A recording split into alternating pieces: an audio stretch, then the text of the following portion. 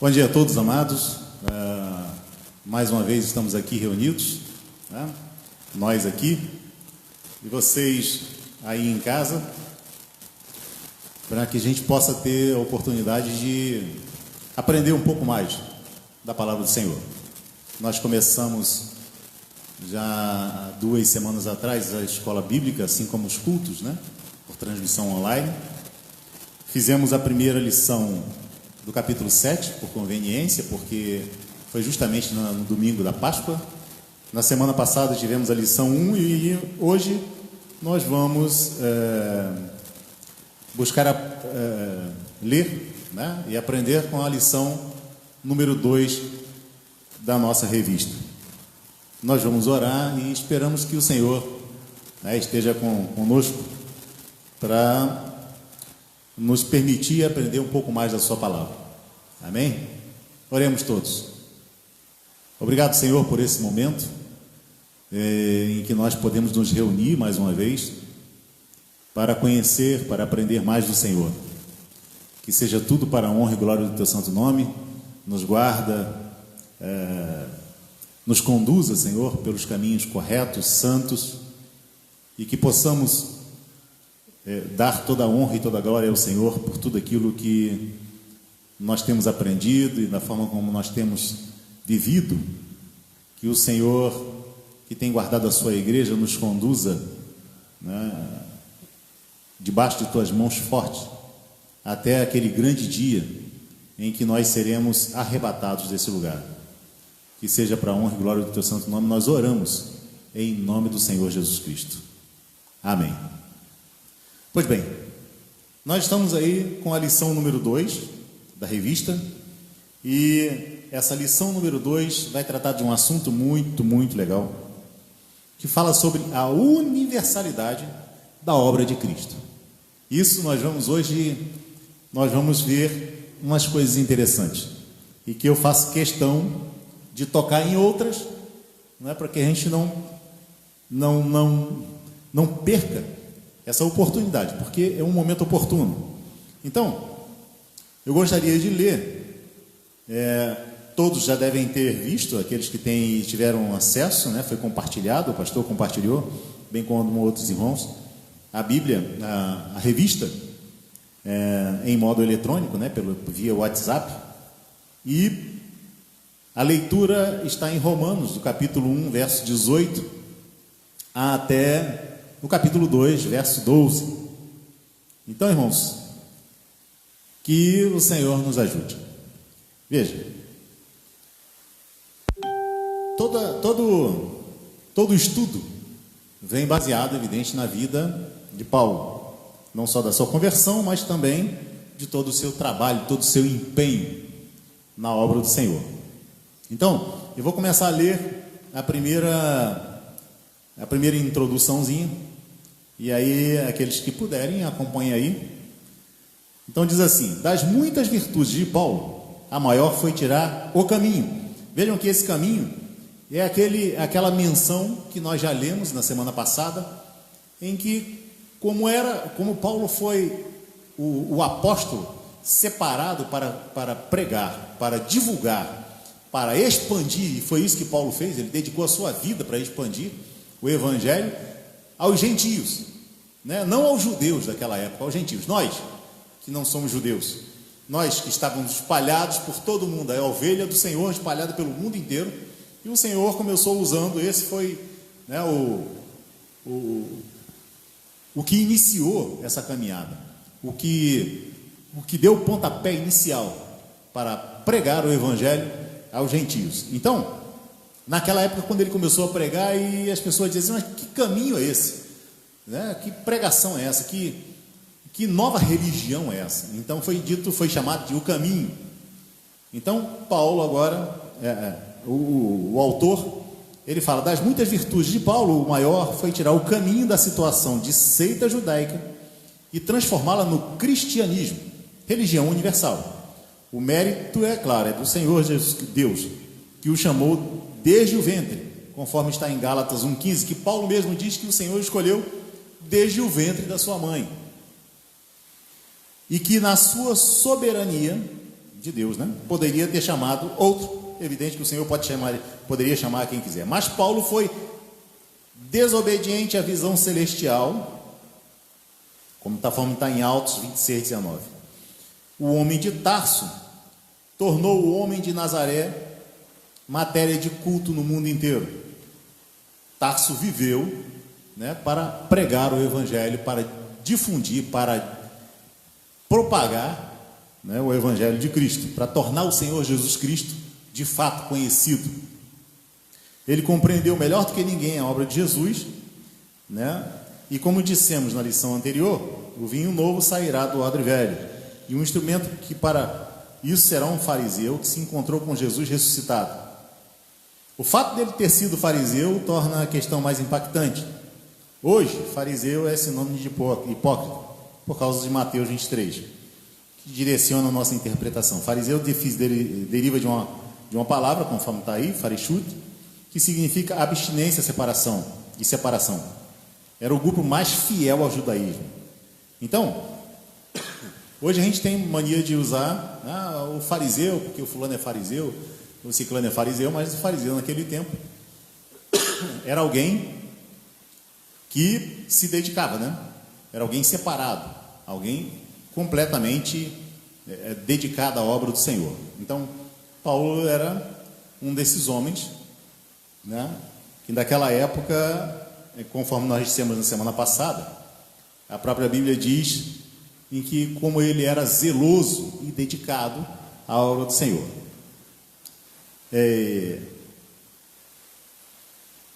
O primeiro tópico, quero aqui já dar bom dia para todos. Tem muita gente dando bom dia a todos aqueles que estão, né, online aí acompanhando. Bom dia a todos, um ótimo café da manhã, um ótimo dia de sol. E o sol para a gente aqui, no nosso momento que a gente está vivendo, é ótimo e perfeito para ajudar a destruir esse tal de coronavírus, porque ele não suporta isso. Então, nós, principalmente nós do Rio de Janeiro, que estamos acostumados com os 40, 44, ele não vai suportar os 25 de jeito nenhum. Então, tenha um ótimo dia de alegria, ótimo sol, muita vitamina D, e vamos que vamos na nossa lição. O tópico 1 diz assim: inicialmente, uma seita judaica. E quando Pedro subiu a Jerusalém, disputavam com ele os que eram da circuncisão, dizendo: entraste em casa de homens incircuncisos e comesse com ele. Né? No começo, conforme o Senhor disse que o Senhor espalhou e enviou os seus apóstolos, seus discípulos, né, que depois eram apóstolos, a pregar o Evangelho, isso era visto como mais uma seita judaica, porque era a vinda dos judeus. Né? Pedro foi o primeiro a ter uma grande experiência.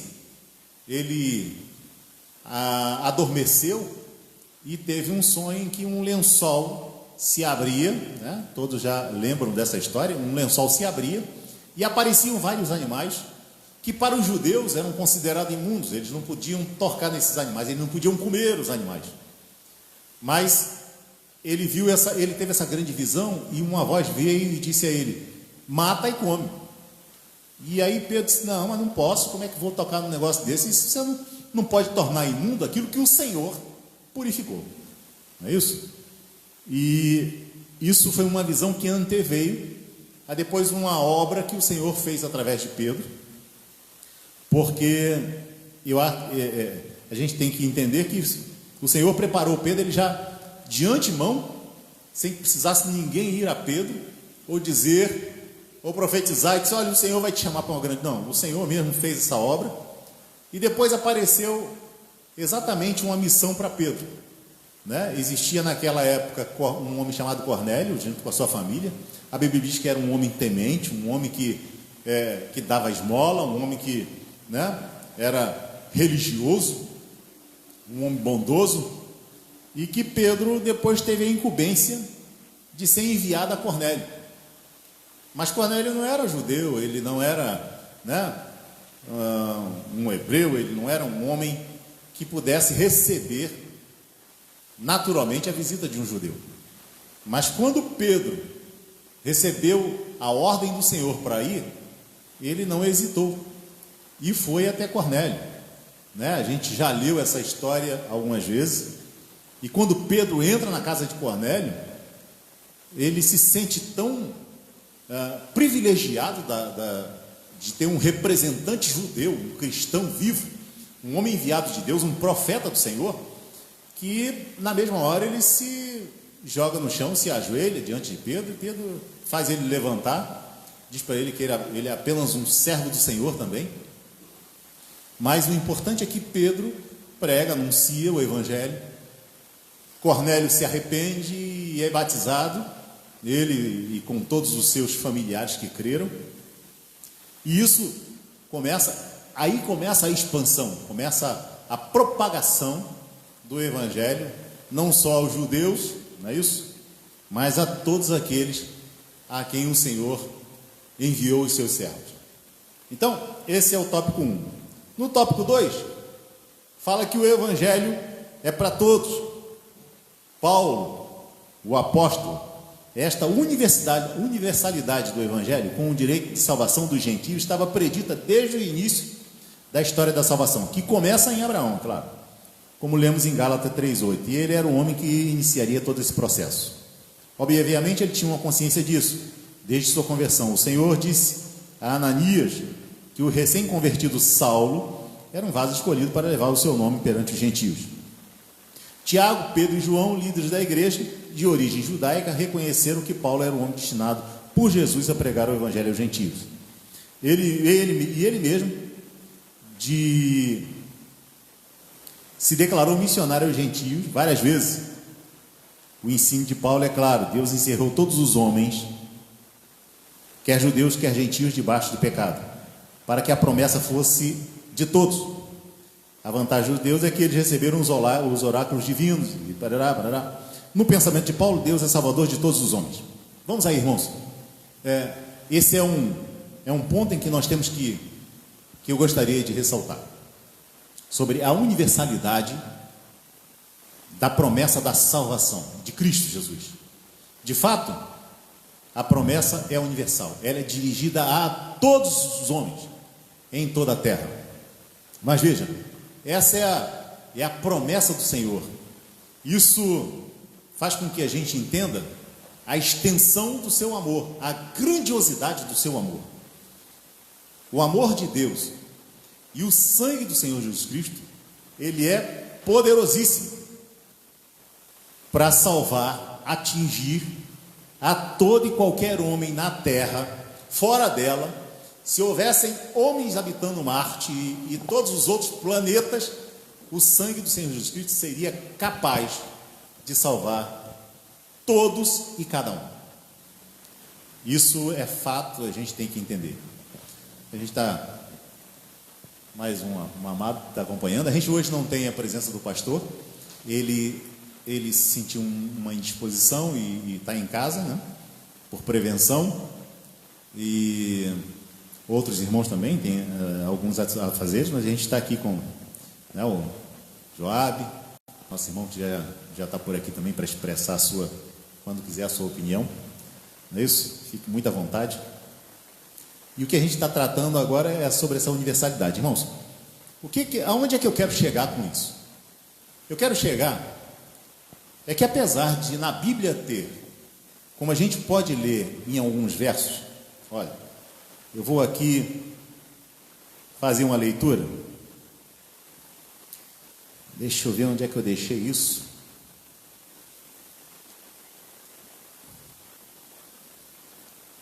Eu quero começar a ler. Primeiro um verso que está em Jó 42:2, diz assim, ó, Jó dizendo: bem sei eu que tudo podes, e nenhum dos teus propósitos pode ser impedido. Jó podia declarar um negócio desse, porque a sua experiência de vida é inigualável. Eu tenho certeza que tem gente no mundo que já teve experiências tão aterradoras como a de Jó, ou talvez até piores. Mas veja que esse homem, que passou por tudo que tinha passado, depois ele faz uma declaração dessa, que está registrada de que diz que o Senhor é todo poderoso, Ele é soberano, e nenhum dos seus propósitos pode ser impedido, irmãos, nenhum deles.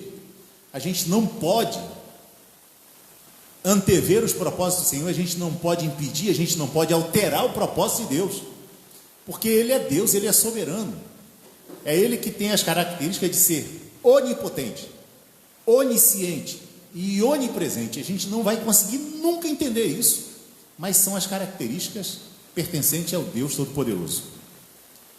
E o onipotente Deus, Ele pode e vai fazer cumprir todos os seus desígnios, todos os seus propósitos, todas as suas vontades. Olha, todos os desejos de Deus vão ser cumpridos, cabalmente, um por um.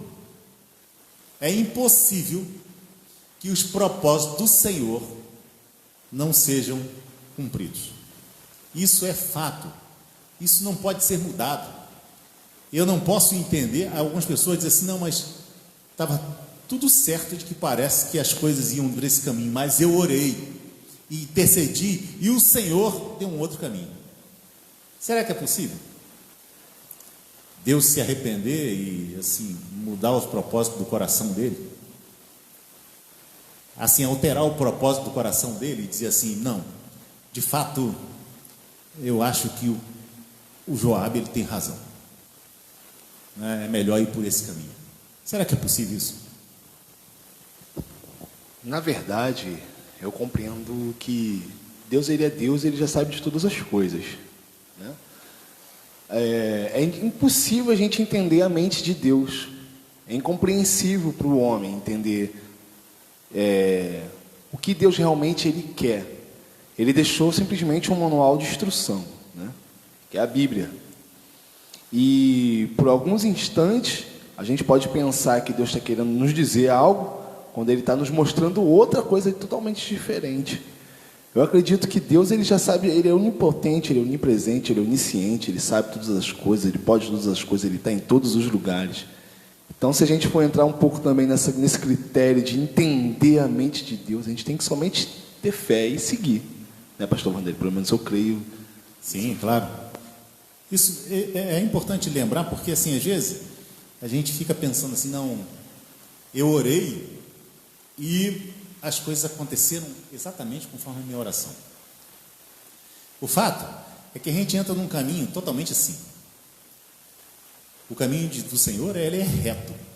É uma reta que a gente não consegue nunca ver, compreender de fato como é. E aí, nessa nossa caminhada, porque somos incertos, somos infiéis, somos inconstantes, não tem como, nós somos humanos, né? Enquanto a gente estiver preso ao corpo, não tem outra saída. A gente vai tentando acertar, né? Porque o erro já é garantido para a gente. Isso.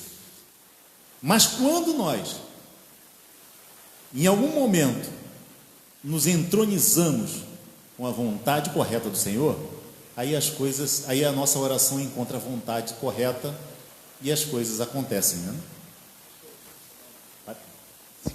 Em cima disso que o pastor acabou de pregar aqui, gostaria de deixar aqui o versículo lá em Hebreus 11, né? É sempre bom a gente estar fundamentado na palavra e ver que Deus, ele está ao lado daqueles que têm fé, né? Que buscam e que depositam sua fé nele. Diz assim lá em Hebreus 11, versículo 1 e versículo 2, diz assim: ora, a fé é a certeza de coisas que esperam, a convicção de fatos que se não veem. Pois pela fé os antigos obteram bom testemunho. Acho que não precisa nem falar nada, né? Não. Você já fala por si mesmo, né? Exatamente. Eu gosto de falar disso, porque às vezes a gente, na nossa, eu não sei se ingenuidade ou ignorância, né? E eu já fiz isso muito. Eu acho que é uma coisa até comum, mas assim, a gente diz assim: eu vou montar um negócio para mim, eu tenho fé que vai dar certo. E aí você monta o seu negócio com todo carinho, com todo cuidado, com toda vontade, com todo propósito de Deus, e aquilo não dá certo. Então, quando você lê o conceito de fé, diz assim: é a certeza inabalável. Tudo nesse mundo, é o que a gente está dizendo assim, tudo no mundo pode dar errado. Ora, se a gente estivesse vivendo a vida de Jó, nem sei o que seria. Não é porque eu estou meio sem dinheiro, para mim já está dando tudo errado. Tomei sem dinheiro, está tudo errado. Eu não sei como é que seria no caso de Jó. Mas veja, se a gente pensar de forma muito prática, tudo no mundo pode dar errado. Mas uma única certeza a gente tem que guardar. Isso a gente vai morrer segurando. Só tem essa única corda. É que Jesus Cristo é verdadeiro, Ele vai voltar. Nós somos salvos pelo sangue do Senhor. Isso nada pode mudar, ninguém tira, sabe? Nada. É conforme Paulo expressou aos Romanos, lá no capítulo 8, nada pode nos separar desse amor, nada pode separar da mão de Deus. Então, tudo pode dar errado, mas isso não. Então, esse é um conceito correto. Mas o que eu quero chegar é o seguinte, veja, depois a gente vai ver, por exemplo, existe na revista, deixa eu ver aqui, na revista, deixa eu encontrar, lá onde nós estamos lendo, no último parágrafo, diz assim: no pensamento de Paulo, Deus é o Salvador de todos os homens. 1 Timóteo, capítulo 4, verso 10. 1 Timóteo 4, 10. Deixa eu ver aqui. Quem encontrar aí, pode ir. 4, 10. Não, desculpa, 2,14. 1 Timóteo 2,14. Pode ler. E Adão não foi iludido, mas a mulher, sendo enganada, caiu em transgressão. Todavia, será preservada através da sua missão de mãe, se ela permanecer em fé e amor e santificação, com bom senso. É isso. Deixa.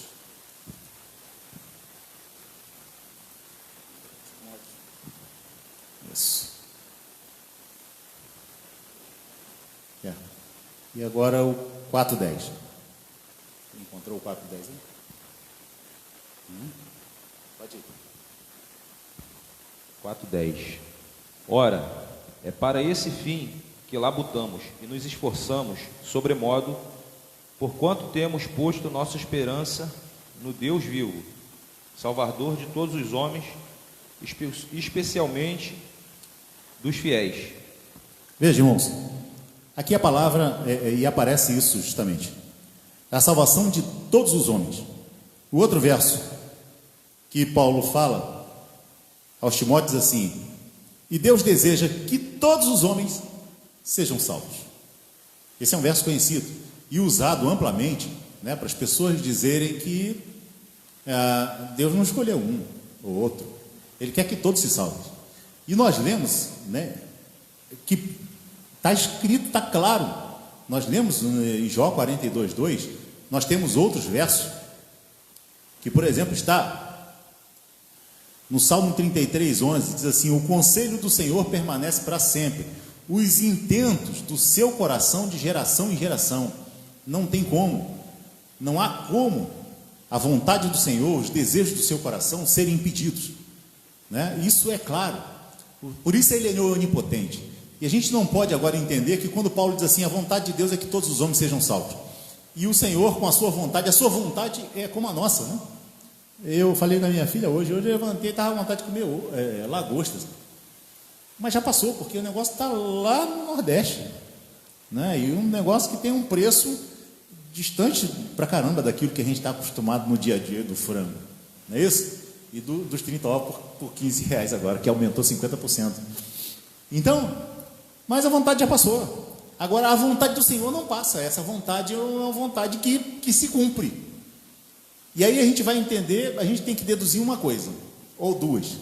Primeiro, que a vontade do Senhor, nesse caso, foi impedida por algum motivo, né? Ela não foi uma vontade completa e Ele não conseguiu realizar esse desejo, porque a gente sabe que nem todos os homens vão ser salvos. Isso desde o início do mundo, desde Adão e Eva, a gente sabe quanta gente se perdeu. E aí deixou de se cumprir a vontade do Senhor. E a gente sabe que a vontade do Senhor não deixa de ser cumprida. É impossível. Existem outros versos em que a gente pode ler. Olha, eu queria ler rapidamente, diz assim, olha, Deixa eu ver aqui. Olha esse verso. Todo aquele, pois, que escuta as minhas palavras e as pratica, assemelhar-lhe-ei ao homem prudente, que edificou a sua casa sobre a rocha. A palavra todo aqui está dizendo aqueles, logicamente, que creram, aqueles que põem em prática a palavra do Senhor. Porque nem todos aqueles que escutam as palavras do Senhor e as praticam, não adianta, que nem todos vão construir na rocha. A gente vê quanta gente entra, passa uns anos, passa uns meses, pode passar décadas e depois se perdem, né? Por todos. E é exatamente isso, esse é o fato, né? Nem toda vez que a gente vê a palavra todos na Bíblia, significa todos, e cada um dos homens. Porque o que o Senhor fez, e eu da última vez que eu preguei, eu fiz questão, da penúltima vez, é que assim, o Senhor o sacrifício de Cristo, ele não tornou possível a salvação. O Senhor executou a salvação.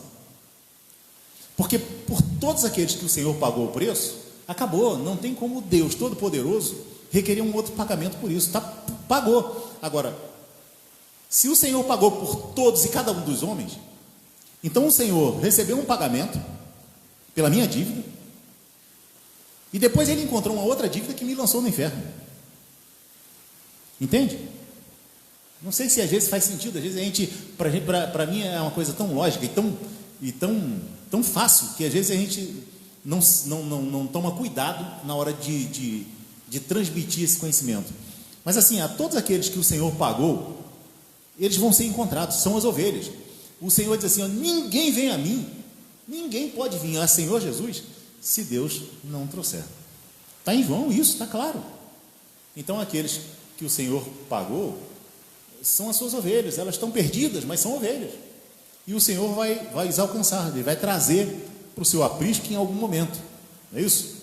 Isso é um fato. Pois bem, no item 3, universalidade, sim. Universalismo, não. Então a gente já preparou, agora eu gostei da explicação do autor, né? E isso condiz com aquilo que a gente prega, com aquilo que a gente crê. E diz assim, dizemos, Salvador possível para todos os homens, para evitar a confusão que a frase Salvador de todos os homens traz. Ela é possível a todos os homens, mas ela não é salvação a salvação não é universal, né? Ela é estendida, ela é pregada. Quando o versículo que a gente costuma ler em Apocalipse diz assim, eis que estou à porta e bato, se alguém ouvir a sua voz e abrir a porta, eu entrarei e cearei com ele. Isso se trata de evangelismo. Essa é a parte do evangelismo. O evangelho está sendo pregado, mas a gente sabe, quem já pregou e quem já esteve pregando, seja, né, publicamente ou aqui na igreja, como a gente recebe, a gente tem sempre muita gente que ainda não é crente, ouve o evangelho, mas a Bíblia diz aquele que ouvir. Quem vai ouvir? Quem vai ouvir é aquele que de fato, especificamente, for chamado, aquele a quem o Espírito de Deus chamar, e chamar pelo nome, né? Não é uma coisa momentânea, não é uma coisa passageira. A hora que o Senhor chamar, Ele chamou. Até porque também a gente vai esbarrar também em outra situação, né? Além de Deus chamar, né, tem a necessidade do homem se arrepender, né? Deus, Ele chama a todos, só que tem essa necessidade. A única função que o homem tem que fazer é se arrepender. Sim, e essa obra é obra divina, porque diz que o Espírito de Deus é quem convence o homem do pecado, da justiça, e não tem jeito, sabe? Às vezes quando a gente vai, eu fico pensando, eu e a mulher, né, eu e a Antônia começamos a ler a Bíblia,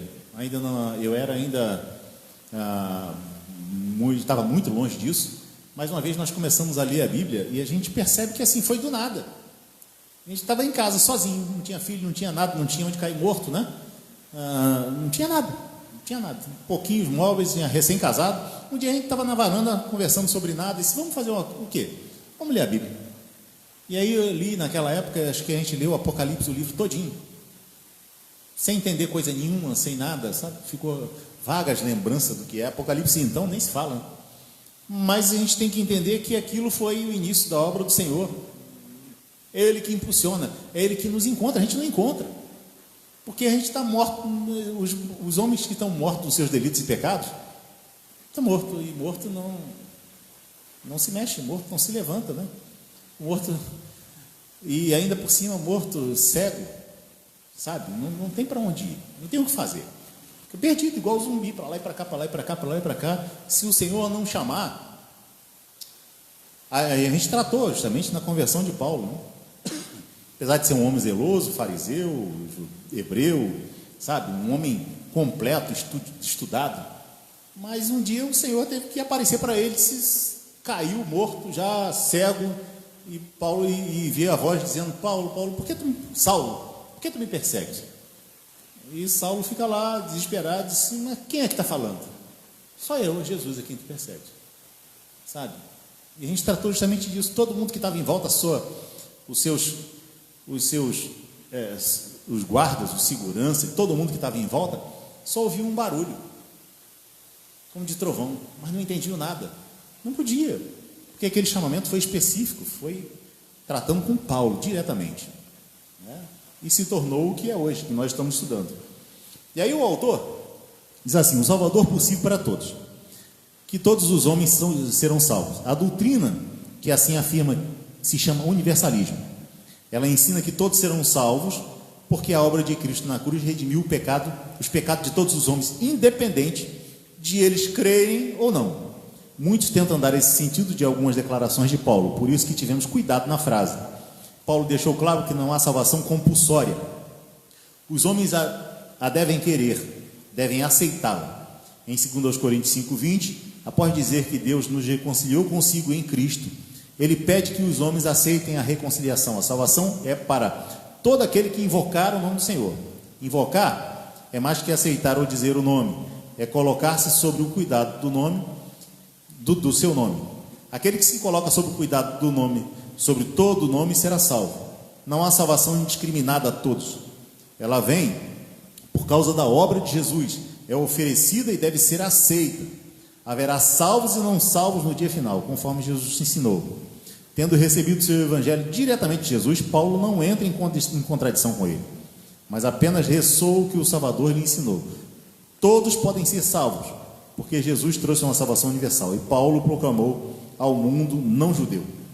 Então, é evidente, essa salvação, ela pode ser estendida, ela é poderosa, nós já dissemos isso aqui, e vamos sempre repetir, porque o sangue de Cristo é poderoso demais, é suficiente para salvar todo e qualquer pecador. Não existe pecado que não possa ser lavado. Como é que vai? Bom dia. Não existe pecado que não possa ser lavado. E a gente está sempre reforçando isso, porque isso permite que se possa entender, né, que o Senhor, ele pode alcançar qualquer homem, homem eu digo biologicamente, né? Um homem, mulher, criança, adolescente, idoso, em qualquer idade, a qualquer momento, em qualquer lugar, o Senhor pode alcançar quem quer que seja. Então, nós cremos nisso e é isso que nós proclamamos. Agora, quanto de fato, a aceitação, essa é uma obra divina, né? Essa é uma obra divina, a gente não tem como interferir nisso, nós não temos como, algumas pessoas podem entender, não, se você orar muito por uma pessoa, ela pode conhecer Jesus Cristo, pode, mas pode também não, né? Existem muitas mães que passaram a vida toda e terminaram a vida chorando, sem a expectativa, a esperança e o conhecimento de que o seu filho recebeu Cristo Jesus como sendo o Senhor da sua vida. Porque senão não se trata de uma obra divina, né? Se eu puder escolher alguém e orar por essa pessoa até que ela se converta, e aí eu deixo, é uma calça impossível. Exatamente isso, foi isso que Pedro disse, né? Depois da pregação do Senhor, ele simplesmente cai em si, fica pensando, disse, mas então é impossível que o homem se salve. E o Senhor diz, realmente é impossível. Para o homem é impossível, mas para Deus tudo é possível, né? Nós cremos no Deus dos impossíveis. E está aqui, irmãos, a prova. Não tem na casa do Senhor, não tem ninguém que diga assim, bom, o Senhor só Ele só deu uma pincelada, porque estava tudo pronto. Eu nasci bonzinho toda a vida, né? Porque eu nunca desobedeci minha mãe e meu pai, nunca matei, nunca roubei, nunca cheirei, nunca aquele negócio todo. O Senhor só deu uma pinceladinha, foi só um empurrãozinho. Essa obra tem que ser miraculosa, irmãos. Pastor, eu queria deixar até um versículo aqui, mas que os irmãos entendam, tá bom? Diz aqui em 1 João, né? 1 João, capítulo 1, lá no versículo 9, ou versículo 10, né? Que diz assim: aquele que diz estar na luz e odeia seu irmão, até agora está nas trevas. Aquele que ama seu irmão permanece na luz, nele não há tropeço. Aquele, porém, que odeia seu irmão está nas trevas e anda nas trevas e não sabe para onde vai, porque as trevas lhe cegaram os olhos. Em cima disso que o pastor pregou, a gente está falando de irmão de um para o próximo, né? Justamente, às vezes você está na tua casa, você acha que aquela pessoa não tem mais esperança, não tem mais salvação. Assim, irmãos, assim. Deus, ele somente quer que a gente nos ame, que a gente tenha empatia, né, pelo nosso próximo, pelas pessoas que realmente precisam de Jesus Cristo. Se a gente tem esse Jesus Cristo, a gente guarda ele conosco. A gente também comete pecado, aquele que sabe fazer o bem não faz, né? Pratica iniquidade também. Em cima disso que o nosso pastor pregou aqui hoje, é importante a gente enfatizar que Deus, ele trouxe a salvação para todos, né, pastor? A salvação é para todos, né?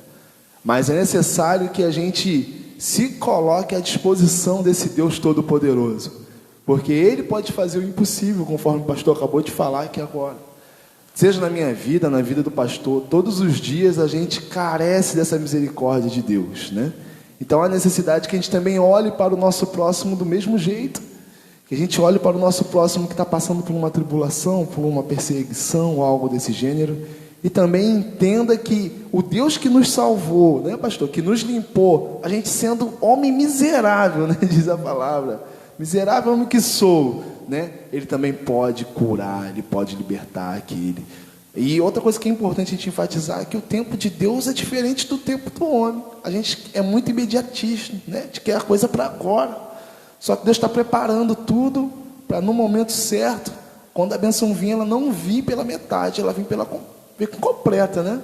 E quando fala de completo, né, pelo menos eu entendo, é que Deus, ele muitas das vezes ele vai separar e vai fazer você entender aquilo ali. Vai fazer você entender. Pode ser um quilo de arroz que você está precisando, mas para quem está dando 1 quilo de arroz não é nada, mas para você que está passando fome, tu sabe que 1 quilo de arroz é um milagre na tua vida. Então Deus, ele não vai fazer somente você rico, mas ele vai fazer entender que você, naquela necessidade, ele agiu, o milagre dele está do teu lado, né, pastor? É exatamente isso. Pois bem, vamos aqui para os finalmente, né? Tem um último trecho da lição, que é para pensar e agir. Então são 3 itens, e vamos dar uma lida aqui bem rápida também. O Evangelho acabou com as barreiras humanas, declarando que todos são iguais, tanto como pecadores, como objeto da graça de Deus. Por isso a parede de separação entre judeus e gentios foi derrubada. Não há mérito, e ninguém é melhor do que ninguém. A salvação é obra da graça.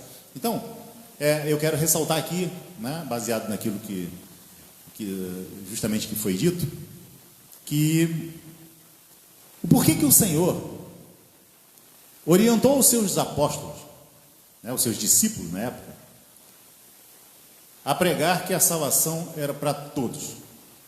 Primeiro porque os judeus se vangloriavam, né, e é evidente que a gente entende o porquê dos motivos, porque desde o início do mundo, o Senhor começou escolhendo uma pessoa, não é isso? A gente começa a ver que Abraão foi tirado da terra dos caldeus, um único homem, no meio de tantos homens. Ninguém sabe por que Abraão foi escolhido e sai do meio da tua parentela, né, abandona todo mundo e vai para onde eu te mandar. E Abraão foi.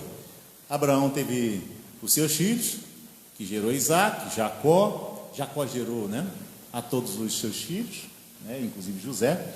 A partir daí se formaram as tribos de Israel, e o Senhor escolheu esse povo em detrimento a todos os outros. Quando eu era muito ignorante acerca da Bíblia, eu achava que só existia, né, porque o mundo tinha acabado de ser feito, né? Então tinha pouca gente. O Senhor escolheu porque não tinha muita gente naquele negócio. Não tinha tanta gente como tinha hoje. Mas que nada, existiam já grandes povos já naquela época, né? Os egípcios eram uma nação gigantesca. Era um povo que dominou, que escravizou o povo de Israel por muitos anos, né? Por muitos e muitos anos.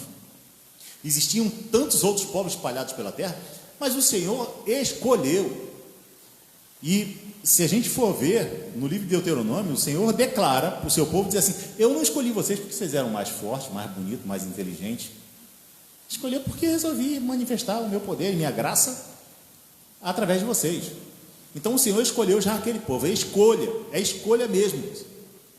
O Senhor não se decidiu por aquele povo, porque aquele povo era mais devoto, né?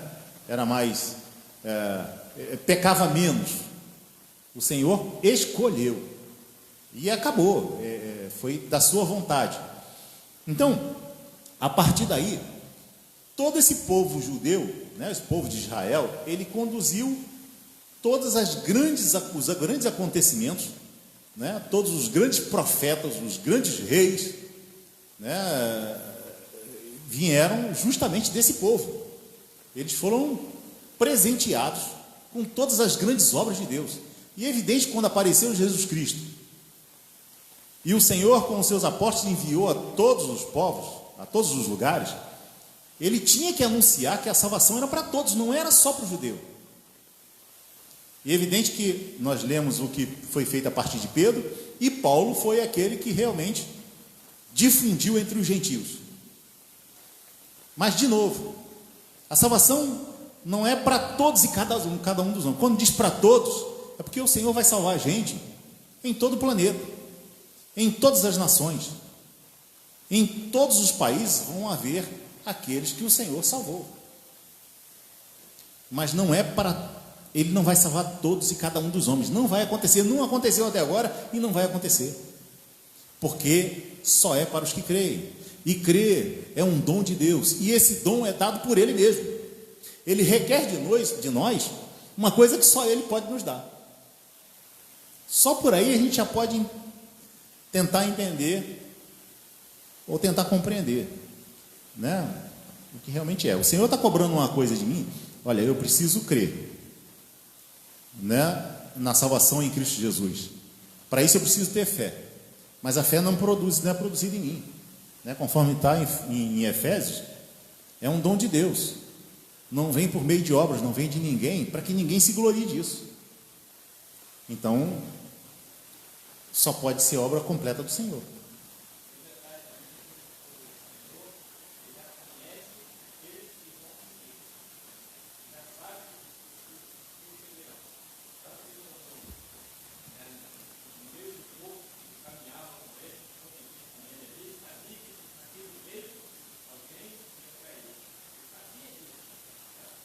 Sim, claro.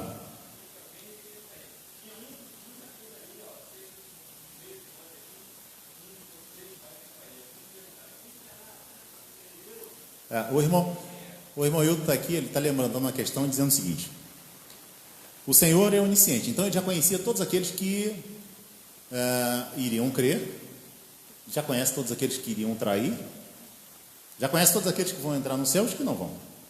E isso é fato. Mas veja, eu já disse isso num estudo e já disse isso numa pregação certa vez, de que o Senhor, você não foi escolhido porque o Senhor conheceu a sua decisão anteriormente. Porque senão a decisão dele vai estar baseada na nossa decisão, na nossa falha decisão. Essa decisão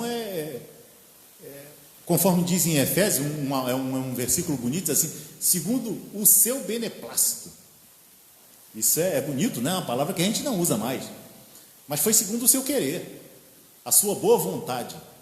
Então, eu creio hoje, porque o Senhor me escolheu antes que o mundo fosse mundo.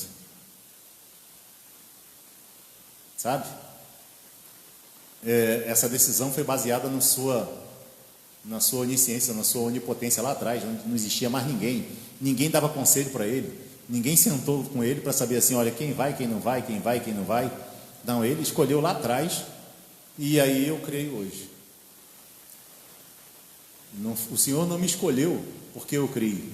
Eu criei porque o Senhor me escolheu. É exatamente isso.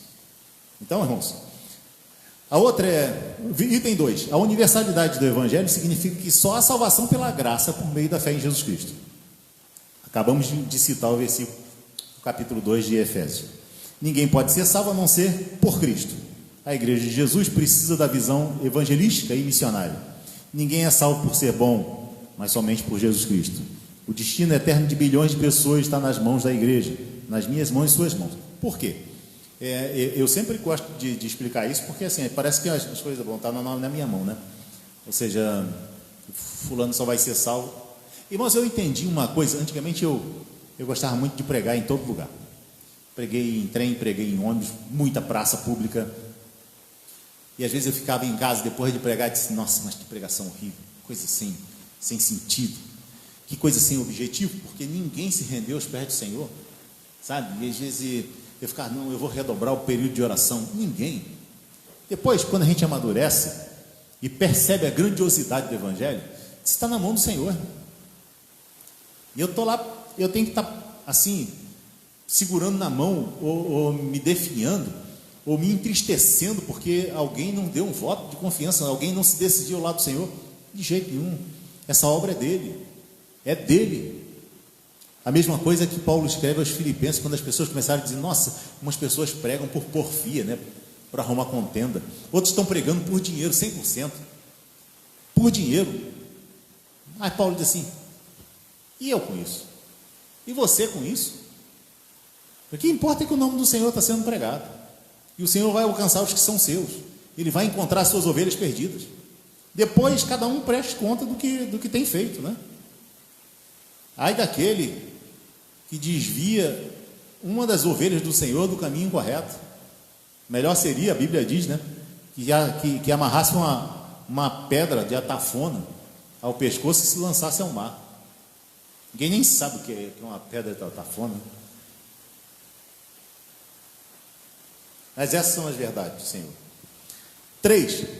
Precisamos lembrar que o tema central da pregação da igreja é Cristo e Cristo crucificado. Há muita pregação sociológica de conceitos humanos e igrejas mais preocupadas com sua filosofia eclesiástica e em fidelizar clientes do que em anunciar que só Jesus Cristo salva. Isso é um outro fato, né? Eu nunca gostei. Sou um crítico e gosto de levantar as minhas posições, porque a gente vê, às vezes, tem gente, e já vi isso aqui na nossa igreja, né, e muitas outras, as pessoas vêm pregar e depois no final diz assim, mas eu gostaria de orar por você. Quem precisa de uma oração, não é isso? Porque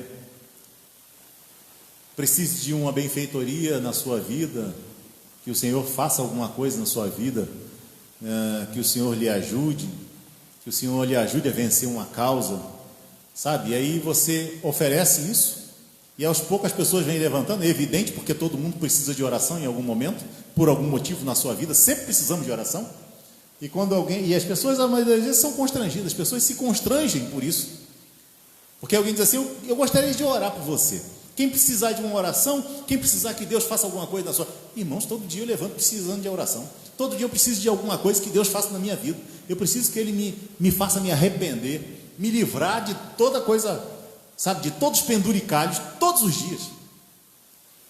E aí você vê um monte de gente, e às vezes aparece, né?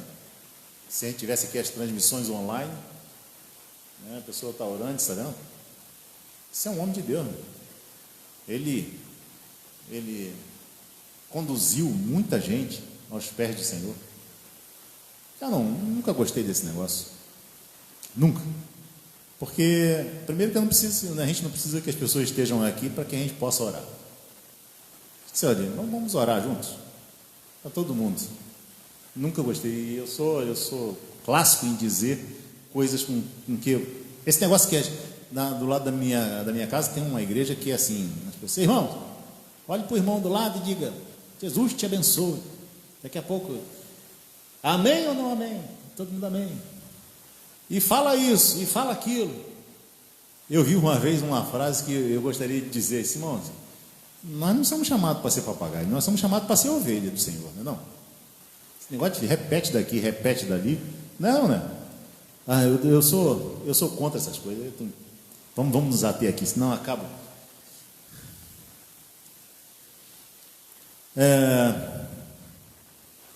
E por fim diz assim, distribuir, deixa eu ver onde eu parei, Eclesiastes, fidelizar clientes do que anunciar. Precisamos evangelizar, pregar, mensagem evangelística, realizar séries de conferências evangelísticas, distribuir folhetos, falar de Jesus ao mundo. Nunca esqueçamos que só Jesus Cristo salva. Essa é a nossa mensagem, esse é o centro, nós temos que ser sempre os cristocêntricos, né?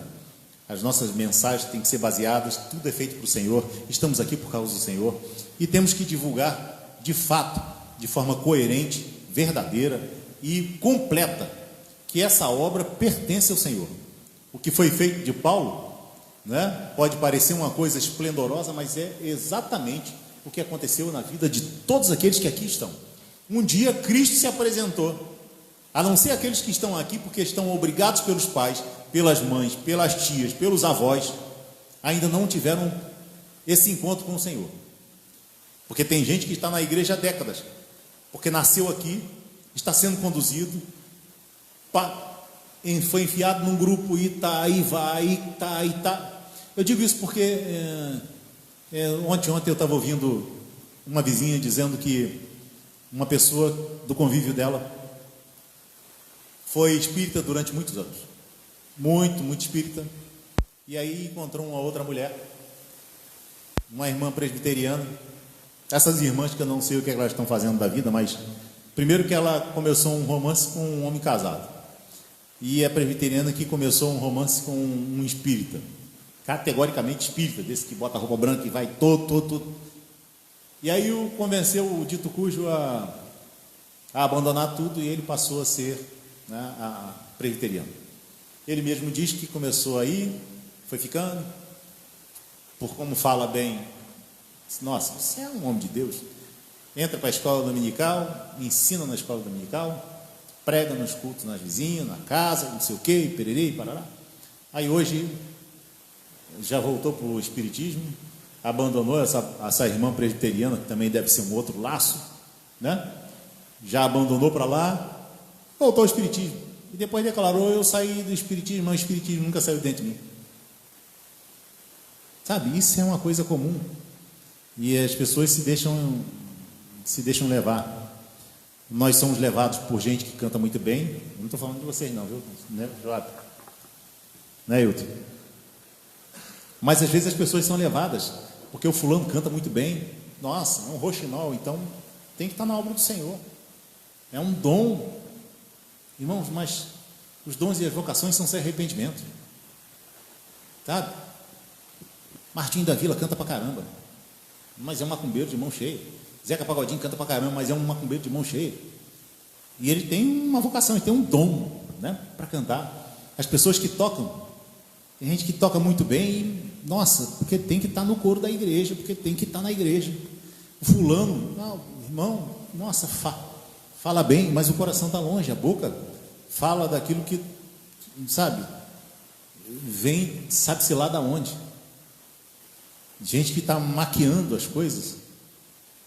Então, fulano fala pra caramba, fala bem toda a vida, vai ser um ótimo pregador, fala muito bem, mas, sabe, você conhecer o indivíduo de fato como ele é, no seu dia a dia, ter a referência de mulher, mãe, pai, filhos, e dizer: não, é um homem crente, não um ritualista, não um religioso, mas um homem crente, um homem mudado, sabe? Então isso é justamente o testemunho da vida de Paulo, e que deve ser o nosso.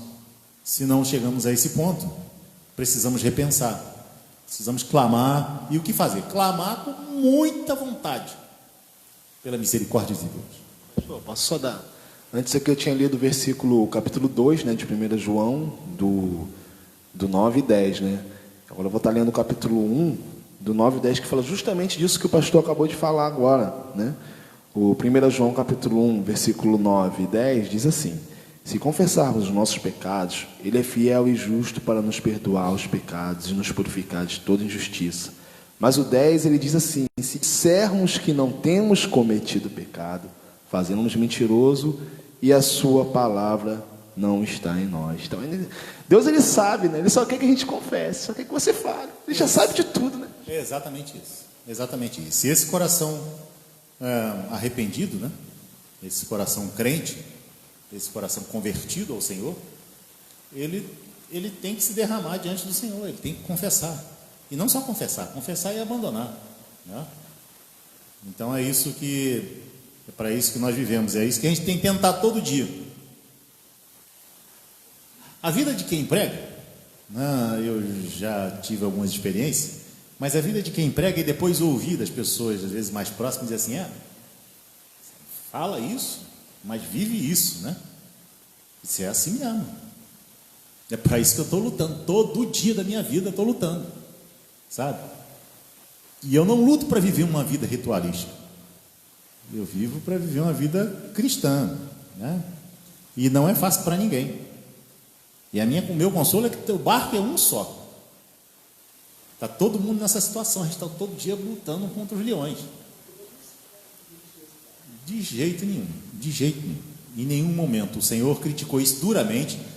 Foi tentaram apedrejar ele, tentaram perseguir, não é isso? Porque ele era contra a religiosidade. Mas isso é uma outra história, talvez a gente vai ver isso mais na frente da revista. Quer acrescentar mais alguma coisa, Jovem? Pois é, a gente vai aproveitar, né? E aí os irmãos vamos cantar aqui um louvor. O Hilton também está aí, não sei se ele está disposto. Então vamos cantar um louvor.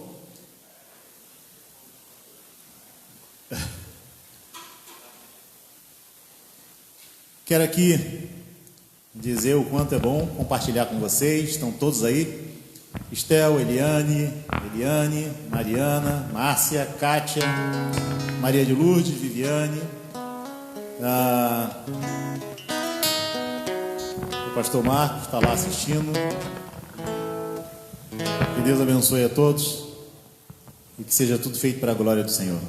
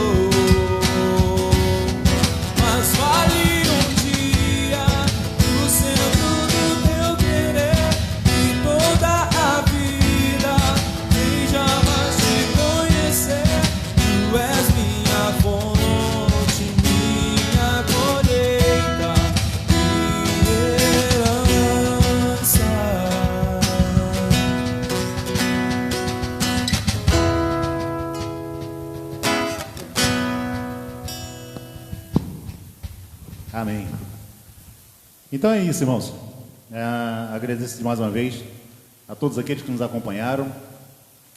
Divulguem, né? E hoje estaremos aqui, para a glória de Deus, a partir das 18, né? Também online. Nos acompanhem, divulguem. Que Deus abençoe e dê um dia abençoado a todos. Na semana que vem estaremos aqui novamente, se Deus assim nos permitir. E a lição número 3 fala também de um tema muito, muito bom. Não as obras, sim a graça. E a gente vai, né, cair matando nesse negócio, porque é o momento, a escola dominical é ótima para a gente destrinchar e desmistificar algumas crendices, alguns apegos que nós temos. Então que o Senhor nos ajude. Oremos. Obrigado, Senhor, por mais esse momento. Que o Senhor seja para sempre glorificado. Que a sua vontade seja soberana. Que o teu sacrifício, né, que nos salvou, continue alcançando todos aqueles que ainda estão perdidos e pertencem ao teu aprisco. Que o Senhor salve, né, todos aqueles que aqui em Morabi, em todo o mundo, ainda precisam ser alcançados pela glória do teu poder, pelo teu Espírito Santo. Em nome de Jesus nós oramos. E que o Senhor conceda um dia e uma semana maravilhosa para todo o teu povo. Em nome de Jesus Cristo. Amém.